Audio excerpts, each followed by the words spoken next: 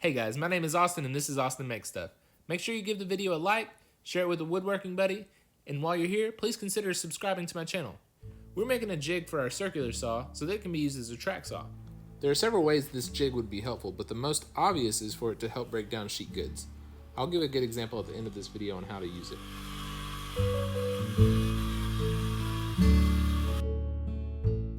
I have a lot of this plywood on hand that I use for my faux shiplap wall. So this is what I'm using.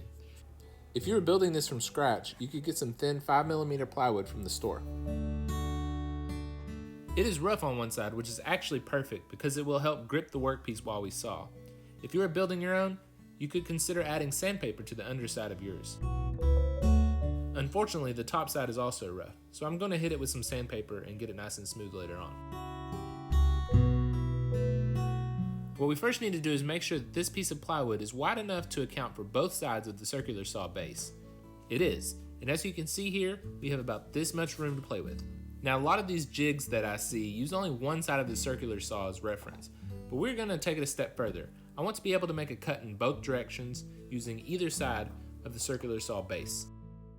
I'm going to cut a piece of wood from the same material to use as the top guide for the circular saw.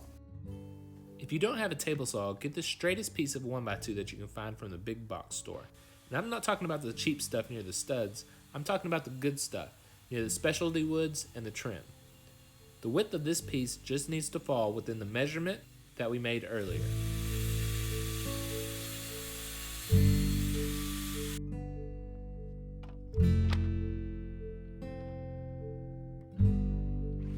Here's all that sanding I was talking about.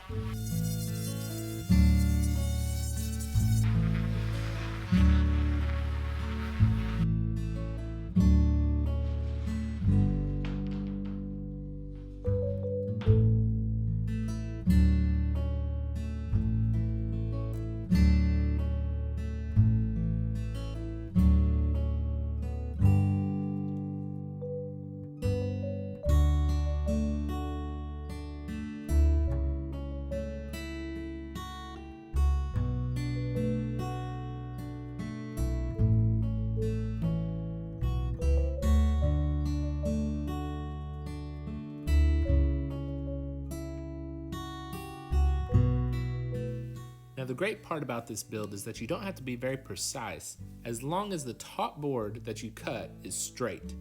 I glue the strip to the top and let it set until the glue dries.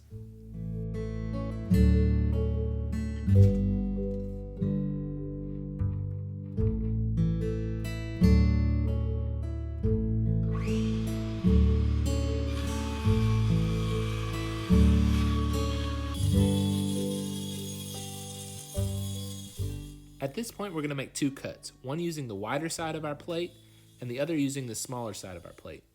You can see that any imperfections of being square are cut off by the circular saw, and we are left with a piece that is perfectly parallel with the top guide.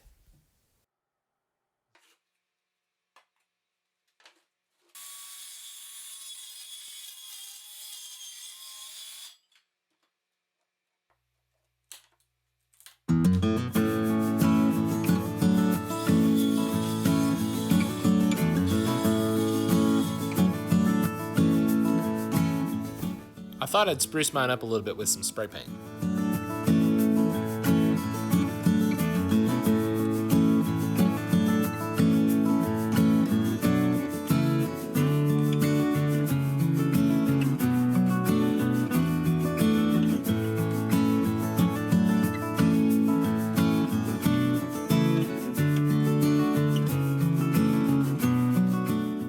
Add some paste wax to make the circular saw slide easy along the top.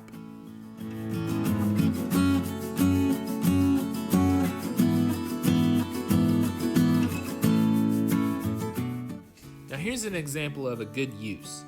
Currently, if I want to break down a piece of plywood, I have to get a straight edge, mark a certain distance away from where I actually want to cut to account for the width of the circular saw plate, and then clamp it down. It literally takes forever. So I'm making one measurement to mark my length, and then I have to make another measurement from that mark so that I can account for the base plate of the circular saw. As you can see in this example right here, the circular saw is cutting a couple of inches away from the guide. With a new jig, it's so much easier.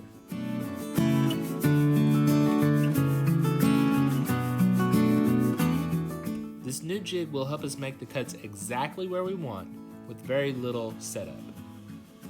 As you can see, it's flush to the edge of the guide.